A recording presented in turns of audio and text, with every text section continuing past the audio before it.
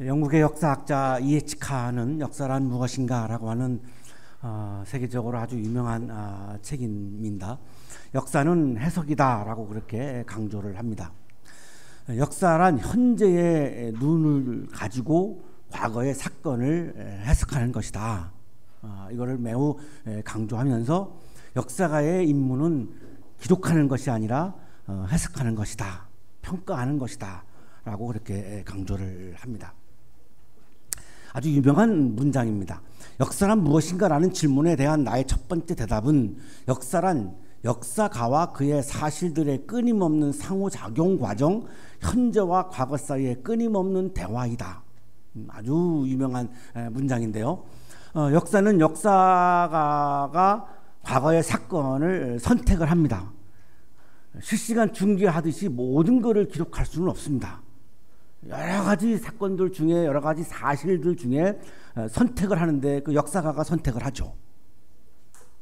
그리고 그를 기록할 때에는 자신의 주관적인 해석이 들어갈 수밖에 없습니다. 똑같은 사건을 기록하지만 자신의 관점, 자신의 해석이 들어갈 수밖에 없죠. 무엇을 적을지, 어떻게 적을지 이 역사를 쓰는 사람의 주관이 들어갈 수밖에 없습니다. 우리가 지금 보고 있는 역사는 이 역사가가 선택한 역사를 자신의 주관적인 해석이 가미되어 있는 역사를 우리는 지금 보고 있는 거죠. 그래서 역사는 해석이다라고 하는 것을 매우 이분은 강조를 합니다. 이 역사는 역사가가 선택한 거를 과거를 현재의 시각에서 현재의 이 눈 관점에서 이거를 해석하는 거기 때문에 구약성서에 나오는 이스라엘 역사도 두 가지로 나오고 있습니다. 이 역사가 해석이기 때문에 그런 거죠. 하나는 신명기 역사고 하나는 역대기 역사입니다. 여러분이 혹시 시간이 있으실 때 사무엘 상하, 열왕기 상하 그리고 역대기 상하를 비교해서 읽어보시면 똑같은 이스라엘 역사이지만 매우 내용이 다릅니다. 굉장히 다릅니다. 그 이유는 신명기 역사와 역대기 역사라고 하는 이 사관이 다르기 때문에 이 역사적 관점이 다르기 때문에 똑같은 이스라엘 역사이지만 다르게 우리들에게 지금 전해주고 있습니다. 이 신명기 사가와 역대기 사가는 정치사를 기록하지 않았습니다. 우리가 계속 오해하기 쉬운데요. 팩트가 중요하지 않느냐라고 하는 것을 우리가 강조할 수 있는데 이 성서에 나오는 이스라엘 역사는 정치사를 기록하는 것이 아닙니다. 그래서 세계사와 다를 수밖에 없습니다. 정치사를 기록하는 것이 아니라 신앙의 관점에서 신학적인 관점에서 이스라엘 역사를 조명해서 기록한 거죠. 그러니까 신앙사죠. 다시 말하면 영성사죠. 이게 정치사가 아닙니다. 그래서 이 두 신명기 역사와 역대기 역사가 굉장히 다름을 우리들에게 보여주고 있는데 신명기 역사서는 여호수아, 사사기, 사무엘 상하 그리고 열왕기 상하 이 6권이 신명기 역사서에 속하는 성서입니다. 이 6권의 성서는 신명기에 나타난 신학적 입장을 가지고 이스라엘 역사를 기록했습니다. 그래서 이거를 신명기 역사서라고 부르는 거죠. 신명기 뒤에 나머지가 이렇게 기차 열차처럼 이렇게 따라온다고 보면 되죠. 신명기는 기관차 같은 거고 이 나머지 5권은 신명기를 이렇게 뒤 따라오는 그런 열차다 이렇게 좀 이해하시면 좋을 것 같습니다. 역대기 역사서는 역대기 상하, 에스라, 느헤미야 이 4권이 역대기 역사서입니다. 이 역대기 역사서는 바벨론 포로기 이후에 다시 이제 돌아오죠. 예루살렘으로. 이게 페르시아 이제 노예를 살 때인데 이 페르시아 노예 살 때의 상황에서 그 관점에서 이스라엘 역사를 기록하는 것이 역대기 역사입니다. 그래서 이 6권과 4권은 강조점이 매우 다른 거죠. 이 신명기 역사가 가장 강조하는 것이 이제 말씀에 대한 순종입니다. 구약주석가 박준석 교수는 이 신명기 역사의 입장을 죄, 징벌, 회개, 구원 이렇게 요약을 해줍니다. 인용하겠습니다. 하나님께 불순종할 때 이게 죄죠. 하나님은 이들을 징벌하신다. 이때 이스라엘이 그들의 잘못을 깨닫고 회개하면 하나님께서는 징벌을 거두시고 그들을 구원해 주신다는 것이다. 이것이 역사기 역사의 핵심입니다. 그러니까 이 신명기 역사 앞에 5경이 나오죠. 이 5경이 토라입니다. 율법이죠. 말씀이죠. 이 앞에서 나왔던 이 율법, 토라, 말씀을 잘 순종하면 복이 있다. 이게 신명기 역사의 핵심입니다. 그러니까 말씀에 순종하라, 이걸 굉장히 강조하는 거죠. 그 관점을 가지고 이스라엘 역사를 기록한 것이 신명기 역사입니다. 오늘의 성서일과 본문이 열왕기상인데요. 이 말씀의 순종을 강조하는 이 신명기 역사서입니다. 그러니까 이 신명기 역사의 관점에서 우리가 이거를 읽어야 오류를 범하지 않습니다. 말씀에 순종하라, 토라에 순종하라, 율법에 순종하라, 그러면 복이 있다. 이 신학을 가지고 썼기 때문에 이걸 우리가 딱 붙잡고 읽어야 우리가 해석의 오류를 범하지 않을 수 있는데요. 이 시대적인 상황은 기원전 870년으로 올라갑니다. 북왕국, 남왕국이 이제 분열되었던 걸 한번 말씀을 드린 적이 있었죠. 이 북왕국의 7대 왕이 아합 왕입니다. 이 아합 왕 때 이 기록이 쓰여진 거죠. 이 아합 왕 때의 상황의 그 사건이죠. 이 오늘 성서 본문이 이 아합 왕의 부인이 이세벨입니다. 한 번쯤 들어보셨을 것 같은데요. 아주 유명한 여인입니다. 이 이세벨은 고향이 페니키아의 그 해안 도시 지금의 레바논인데 시돈은 들어보셨을 것 같은데요. 시돈 왕 예팔의 딸입니다. 이 시돈이라고 하는 곳은 바알 신앙의 아주 본거지입니다. 그러니까 결혼을 하면서 이 이세벨은 바알 신을 숭배하는 신앙을 가지고 들어왔습니다. 그러니까 이 아합 왕은 그거를 받아들이죠. 이 아내의 종교를 받아들입니다. 그러니까 이스라엘에는 두 개의 신앙이 존재하게 되었습니다. 하나는 야훼 하나님 신앙이고 하나는 바알 신앙이죠. 자, 그런데 문제는 뭐냐면 이 당시 이스라엘은 신정국가입니다. 신정국가라고 하는 것은 하나님을 왕으로 섬기는 나라입니다. 하나님이 왕입니다. 이걸 다른 말로 하면 국가체제입니다. 야훼 하나님 신앙을 가지고 신정국가, 하나님을 왕으로 섬기는 국가체제죠. 오늘날로 말하면 뭐 자본주의, 사회주의 이렇게 하는 국가체제처럼 이스라엘은 그 당시에 야훼 하나님 신앙을, 이것이 국가체제입니다. 그런데 바알신이 들어오니까 국가 정체성에, 국가 체제에 혼란이 오는 거죠. 왕부터가 두 신을 막 섬기고 그리고 국가 종교가 된 겁니다. 바알 신앙이 국가 종교가 된 겁니다. 본래는 야훼 하나님 신앙만 이 국가 종교인데 이 바알 신도 국가 종교가 돼 버리니까 많은 백성들이 이제 국가 정체성에 혼란이 오니까 반발을 할 수밖에 없죠. 그 당시에 지금 사건입니다. 이 많은 사람들이 반발할 때에 대표적으로 앞장서서 반발한 사람이 오늘 주인공으로 등장하는 엘리야 예언자입니다. 굉장한 뭐 죽음을 무릅쓰고 바알신의 국가 종교가 되는 것을 반대하고 나선 거죠. 이건 우리 국가 체제를 전복하는 거다. 이건 우리 국가 정체성에 어마어마한 혼란을 주는 거다라고 하면서 이제 앞장서서 반대한 사람이 이제 엘리야입니다. 자, 그러나 어쨌든 아합 왕은 왕궁 안에서 또 전국 국가에서 바알신을 예배하도록 그렇게 명령을 하고, 왕이 명령하면 그 당시에는 따라야 하니까요. 따르지 않으면 그건 국법을 어기는 거니까 그 당시에는 백성들 입장에서는 굉장히 혼란이 올 수밖에 없습니다. 그러나 예배했다고 지금 열왕기상 16장 31절에 지금 나오죠. 그는 시돈왕 예팔의 딸인 이세벨을 아내로 삼았으며 더 나아가서 바알을 섬기고 예배하였다. 아합 왕이 그렇게 했다는 겁니다. 근데 이 바알신은 가나안 원주민들이 예배했던 풍요의 신인데, 이 가나안 사람들의 신앙은 바알신을 잘 섬겨야 풍년이 오고 이 나라에 번영이 온다라고 믿었습니다. 이게 이제 가나안 사람들의 이제 바알 신앙이죠. 자, 그런데 이거를 국가 종교로 이스라엘이 받아들일 수 있을까? 도저히 이거는 안 된다라고 하는 것이 이제 이스라엘 백성들의, 많은 백성들의 이제 원성이고 굉장히 이제 불평이었고, 기원전 9세기경에 이제 엘리야가 나타나서 그런 백성들의 마음을 다 이렇게 담아서 이건 안 된다, 이건 받아들일 수 없다라고 이제 이렇게 반대를 하고, 그렇게 하면 이스라엘은 하나님이 심판하신다라고 선포합니다. 굉장히 죽음을 무릅쓰고 한 선포인데요. 그 중에 하나를 인용하겠습니다. 열왕기상 17장 1절입니다. 내가 다시 입을 열기까지 앞으로 몇 해 동안은 비는커녕 이스라엘 한 방울도 내리지 않을 것입니다. 그러니까 가뭄을 통해서 하나님은 이스라엘을 심판하신다라고 이제 선포를 이제 한 거죠. 왜 가뭄을 얘기했냐면 가나안 종교에서 비는 바알의 권세 아래 있다고 이 사람들은 믿었습니다. 비를 관장하는 신은 바알 신이다. 그러면 비가 오지 않는다라고 하는 것은 바알 신의 부재를 의미하는 거죠. 엘리야는 아주 고의적으로 이 비를 가지고 가뭄을 가지고 하나님의 심판을 선언하는 이유는 바알 신은 존재하지 않는다라고 하는 것을 얘기하고 싶은 거죠. 바알 신이 존재한다면 다 두고 봐라. 비가 온다면 바알 신이 존재하는 거지만 두고 봐라. 비가 안 올 것이다. 내가 다시 언급하지 않을 때까지는 일체 비 한 방, 이슬 한 방울도 내리지 않을 거다. 그러면 인정해라. 바알 신은 존재하지 않는 거 아니냐.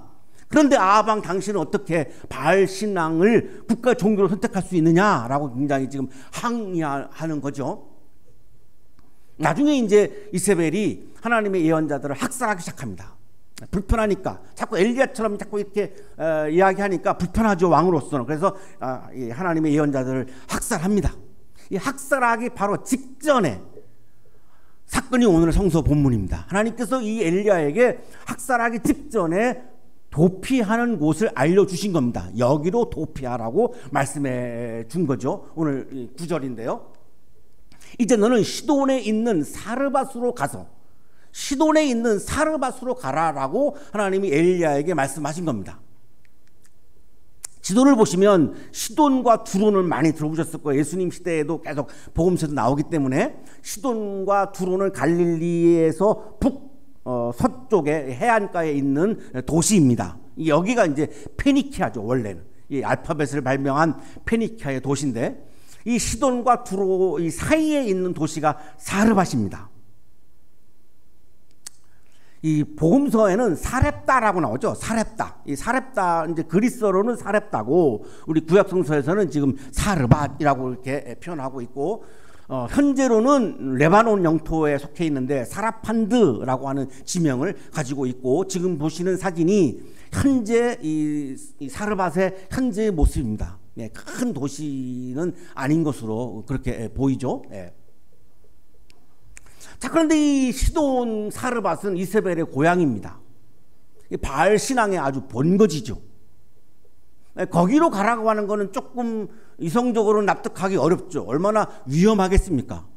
이세벨의 고향이고 바알 신앙의 본거지인데 바알 신앙에 대해서 지금 저항하고 항거하는 이 엘리야 보고 이 사르밧으로 가라. 굉장히 사실 위험한 겁니다. 자, 그런데 엘리야가 일어나서 가죠. 왜 그랬을까요? 신명기 역사서의 강조점이 확실하게 나타나는 거죠. 엘리야는 위험을 무릅쓰고 하나님의 말씀을 따르고 있는 겁니다. 하나님의 말씀을 따르는 것이 신명기 역사의 핵심입니다. 하나님의 말씀을 따르는 것이 신앙이요 영성이다라고 강조하는 겁니다. 신앙은 뭐냐? 영성은 뭐냐? 하나님의 말씀을 따르는 거다. 이렇게 지금 말씀하는 겁니다. 그가 이제 엘리야가 성문 안으로 이제 들어가는데 한 과부가 땔감을 이제 줍고 있습니다. 그 엘리야가 이제 그 여인에게 말을 겁니다. 마실 물을 한 그릇만 좀 떠다 주십시오. 이렇게 말을 겁니다. 좀 위험하게 좀 느껴지는데요. 그 여인이 뭐라고 대답을 했을까? 혹시 당신은 손도 없습니까? 직접 떠다 마시지 왜 처음 보는 사람이 나한테 물을 떠다 달라 말라 왜 나한테 이렇게 명령을 합니까? 이렇게 말할 수 있죠. 굉장히 좀 무례하다라고 느껴지기도 하죠. 어느 가정에서 남편이 막 글을 쓰다가 거기에 이제 이렇게 빠져서 이렇게 나오면 안 되니까 자기도 모르게 그냥 여보 물 좀 이렇게 말을 했습니다. 그러니까 이제 거실에 있던 이 부인이 약간 좀 불쾌해가지고 방문을 열고 당신은 손도 없어? 이렇게 이제 얘기를 한 거죠. 당신은 손도 없어? 들어보니까 맞는 말이에요. 그래서 아무 말도 못하고 냉장고에 조심스럽게 다가가서 이제 물을 떠다 먹었고 그날 이후 그 가정에서는 여보 물 좀이라고 하는 단어는 완전히 사라졌습니다. 그리고 그 남편이 냉장고를 향해서 걸어가는 조용한 발자국 소리가 그 가정에 가득가득 채워졌는데, 그 가정이 우리 집입니다. 여보 당신은 손도 없어, 그 말을 듣기 전에는 저는 그게 별로 문제가 없다고 생각을 했는데, 그 말을 들어보니까 제가 발도 있고 손도 있는데 제가 직접 떠다 먹지 않고 왜 여보 물 좀 이렇게 했을까 굉장히 반성을 많이 했는데요. 이 장면을 제가 읽으면서 제가 경험했던 것이 이렇게 막 떠올랐습니다. 좀 무례하지 않나? 본인이 떠다 먹지 왜 처음 보는 여성한테 물을 뭐 달라 말라, 그것도 물을 주십시오 그러면 좀 갖고 있는 거라고 느껴지고요. 떠다 주십시오라고 하는 거는 어디 좀 멀리 가서 떠오는 거로 느껴지거든요. 그러니까 굉장히 무례해 보이기도 합니다. 그러나 엘리야의 마음속에는 내가 하나님의 말씀을 따른다라고 하는 게 굉장히 강하게 자리 잡고 있지 않은가라고 하는 느낌이 많이 오죠. 그러니까 이 여인이 물을 가지러 갑니다. 당신은 손도 없어 이런 말을 하지 않습니다. 물을 가지러 갑니다. 그러니까 엘리야가 다시 또 불러 세워가지고 먹을 것도 좀 가져다 주면 좋겠습니다. 아니 뭐 음식을 맡긴 적도 없으면서 처음 보는 여성한테 나한테 먹을 거를 달라고. 우리가 길거리를 지나가다가 처음 보는 사람한테 나 밥 좀 사줘요 이러면 미친 사람 취급받지 않겠습니까?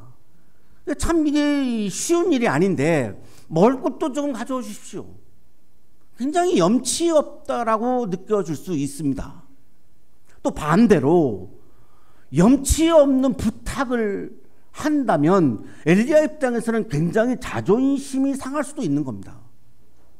내가 염치 없이 누군가에게 뭔가를 부탁할 때는 굉장히 자존심이 좀 상하는 거 아니겠습니까? 내가 아쉬운 소리를 하려면. 그럼 엘리야 입장에서는 엘리야는 유대인이고 이 여성은 유대인이 아닙니다. 굉장히 천시하던 이방인인데 그 이방인 여인에게 가가지고 나한테 물 좀 달라, 먹을 거를 달라 이렇게 사정하는 게 굉장히 자존심이 상할 수 있습니다. 부부간에도 부인에게 밥을 좀 달라 이렇게 사정해서 먹으려고 그러면 좀 치사하다고 느껴질 때가 있지 않습니까? 예. 이 엘리야는 지금 아마 그런 심정일 수도 있는데 그럼에도 불구하고 그냥 그대로 아무렇지도 않게 하죠.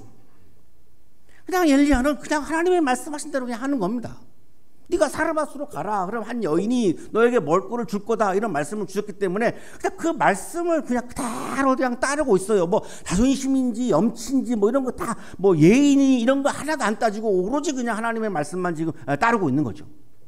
그러니까 이 여인이 이제 말합니다. 어른께서 섬기시는 주 하나님께서 살아계심을 두고 맹세합니다. 그러니까 본인은 하나님 신앙이 아닌 거가 지금 드러내는 거죠. 그런데 저에게는 빵 한 조각도 없습니다. 다만 뒤주에 밀가루가 한 줌 정도, 병에 기름이 몇 병을 남아있을 뿐입니다. 내가 가지고 있는 전부는 밀가루 한 줌, 병에 있는 기름 몇 방울, 이게 전부입니다. 나에게 내가 가지고 있는. 이 먹을 거를 달라고 했던 엘리야가 얼마나 무안했을까요? 이렇게 가난한 여인에게 먹을 거를 달라고 했으니 참 굉장히 그 마음이 아마 힘들었을 것 같아요. 보시다시피 저는 지금 땔감을 죽고 있습니다. 이것을 가지고 가서 저와 제 아들이 죽기 전에 마지막으로 남아있는 것을 모두 먹으려고 합니다. 우리 집에 가지고 있는 것은 밀가루 한 줌, 기름 몇 방울이어서 마지막으로 이거를 가지고 빵을 뭐 이렇게 비죽고 만들어 가지고 하나밖에 없는 아들하고 같이 이거를 먹고 이제 마지막으로 이제 죽으려고 합니다. 도저히 내가 살 방법이 없기 때문에 계속되는 전쟁, 북왕국은 굉장히 전쟁을 많이 했죠. 그 다음에 가뭄, 지금 엘리야가 얘기했습니다. 비 한 방울 안 내린다고. 가뭄, 또 정부의 착취, 전쟁을 하려니까 얼마나 많은 세금을 받아가겠습니까? 그러니까 농민들은 먹고 살 수가 없고 특히 과부들은 살 길이 막막한 겁니다. 지금 이 여인은 아주 극빈자 중에 극빈자인 거죠. 그래서 도저히 살 길이 없기 때문에 마지막으로 내 아들과 남아있는 이 밀가루 한 줌하고 이 기름 몇 방울로 이렇게 빵을 만들어 가지고 마지막으로 둘이서 같이 먹고 이제 죽으려고 하고 있는 찰나였습니다 라고 말하는 거죠. 이때 엘리야가 말합니다. 두려워하지 말고. 어떤 구원 사건이 나올 때 나오는 이 말씀입니다. 항상 이 성서에서 어떤 구원 사건이 나올 때 그 앞에 나오는 말이 두려워하지 말아라 라고 하는 그런 말입니다.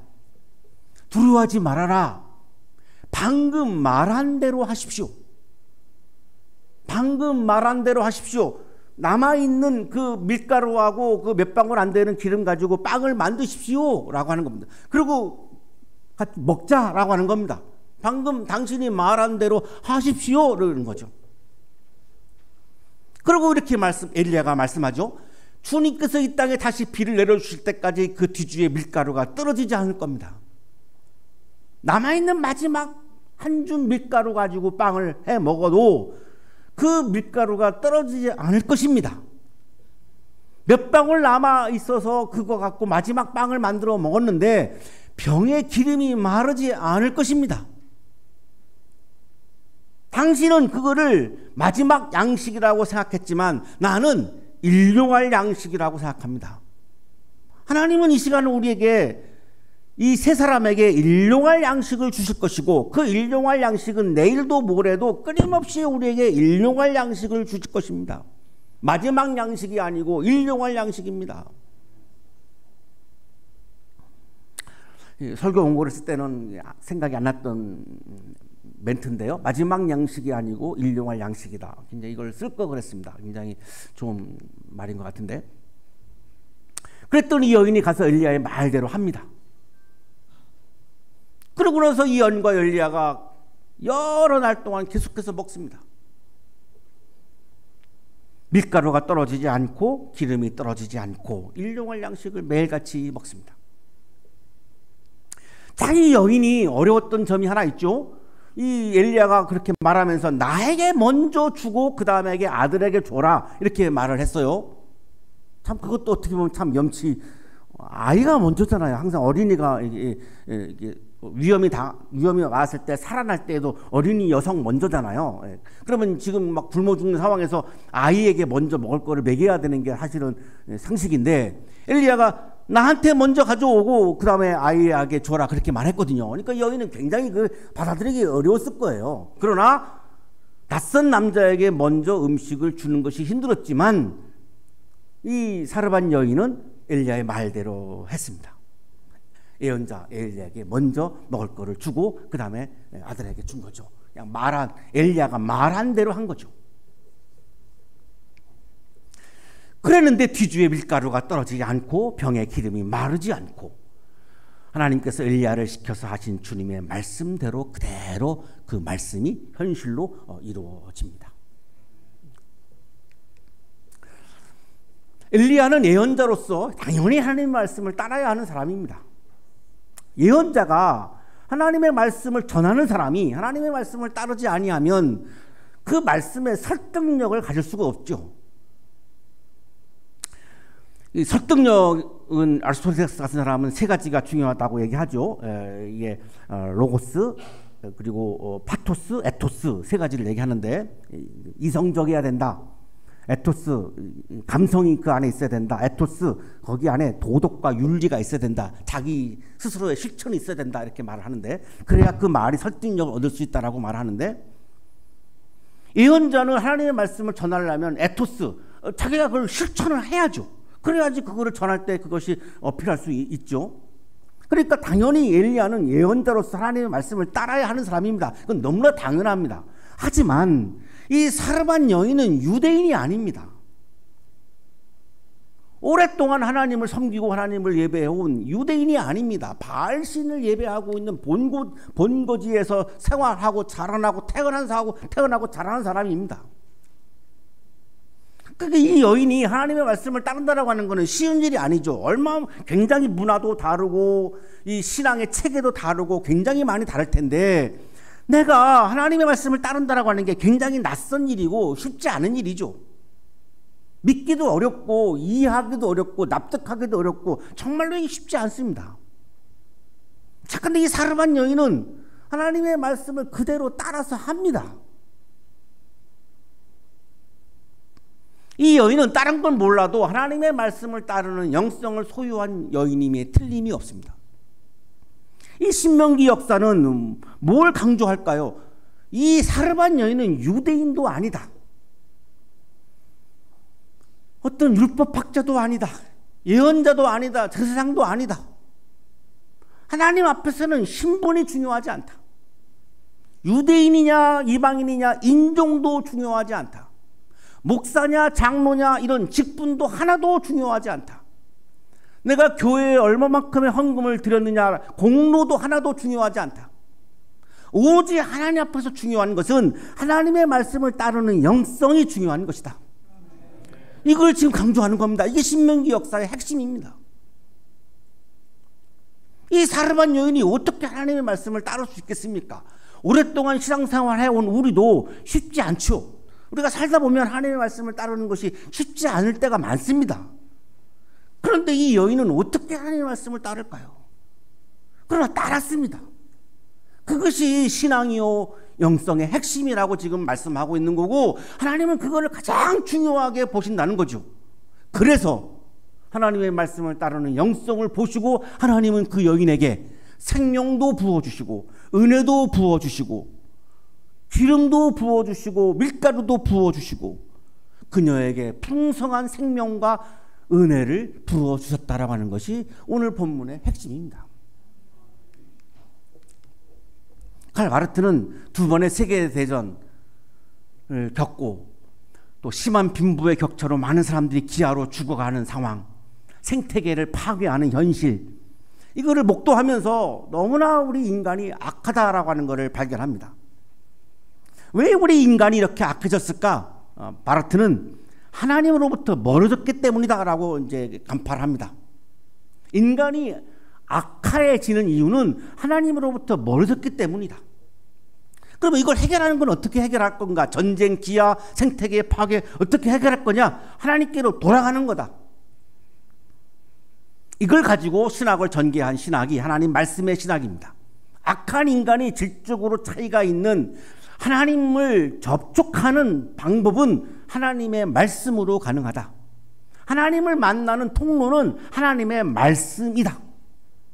하나님을 만나야 우리가 하나님과 함께 존재할 수 있고, 하나님의 존재 안에 내가 머물 수 있고, 하나님과 교제할 수 있고, 하나님과 연합할 수 있고, 영적인 기쁨이 충만해질 수 있다. 그런데 그 말씀에는 세 가지가 있다. 선포된 말씀 설교, 기록된 말씀 성서, 계시된 말씀 예수 그리스도.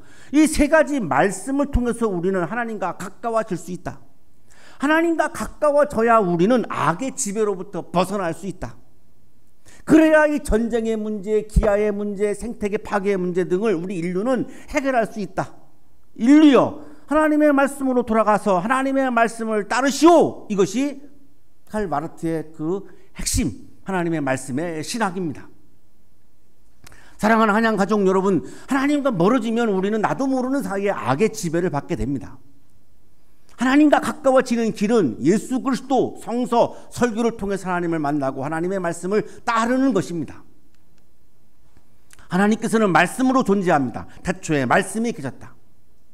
하나님은 이 시간에도 말씀으로 존재하시고, 이 시간에도 말씀으로 지금 이곳에 현현해 오고 계시고, 이 시간에 말씀으로 우리를 만나고 계십니다. 하나님은 말씀으로 이 시간 우리에게 나타나고 계십니다.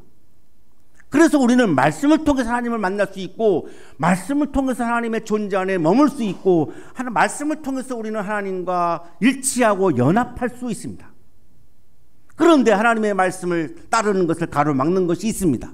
나의 교만한 뜻, 나의 이기적인 욕망, 이런 것들이 하나님의 내가 말씀을 따르는 것을 가로막습니다. 나의 뜻과 하나님의 뜻이 다를 때에 나의 뜻을 비워야 하나님의 말씀을 따를 수 있습니다. 나의 뜻을 내가 너무나 소중하게 여겨서 도저히 그걸 내려놓을 수 없다라고 할 때는 하나님의 뜻을 따르는 것은 불가능해집니다. 그럼 어떡합니까? 하나님의 뜻과 나의 뜻이 다른데 하나님의 뜻을 나의 뜻과 같은 것으로 자의적인 해석을 하기도 합니다. 그렇게 안 하면 힘드니까. 그러나 결과는 하나님의 뜻을 따르는 것이 아니라 나의 뜻을 고집하는 것으로 마치고 맙니다. 그렇게 하면 하나님의 말씀을 따를 방법이 없습니다.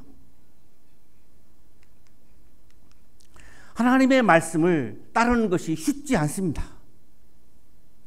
나의 뜻이 소중하기 때문에 이것이 정말로 쉽지 않습니다. 하지만 하나님의 말씀을 따르는 영성을 소유해야 우리는 하나님의 생명과 하나님의 은혜를 경험할 수 있습니다. 거기에 하나님 나라의 기쁨이 충만할 수 있습니다. 하나님의 말씀을 따르는 영성을 소유하셔서 하나님의 생명과 은혜를 풍성하게 경험하는 여러분의 삶이 되시기를 간절히 축원합니다.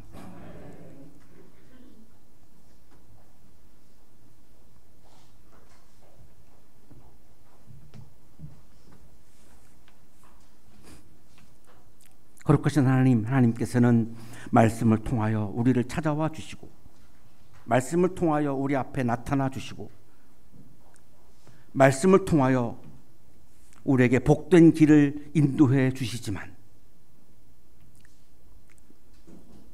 우리는 살면서 하나님의 말씀을 따르지 못할 때가 많이 있음을 고백합니다. 이 시간 우리에게 믿음을 주옵소서, 영성을 부어 주옵소서. 힘들지만 어렵지만 주님이 부어주시는 영성으로 하나님의 말씀을 철저하게 따를 수 있는 그리스도인으로 거듭나게 하여 주옵소서. 그래서 하나님이 주시는 풍성한 생명과 은혜를 경험하며 오늘도 일상 속에서 힘들고 어려운 일이 많아도 거기에서 오는 기쁨으로 그 어려움들을 이겨내며 아름답고 복되게 그리스도인답게 살게 해 주옵소서. 한 주간 동안 세상에서 나가서 살아갈 때 많은 어려움들이 기다리고 있습니다. 그럼에도 불구하고 하나님의 말씀을 따름으로 나의 영성을 보시고 하나님이 부어주시는 풍성한 은혜와 풍성한 생명으로 세상을 이기며 멋지게 살아가는 복된 한 주간이 되게 하여 주옵소서. 예수 그리스도 이름으로 기도하옵나이다.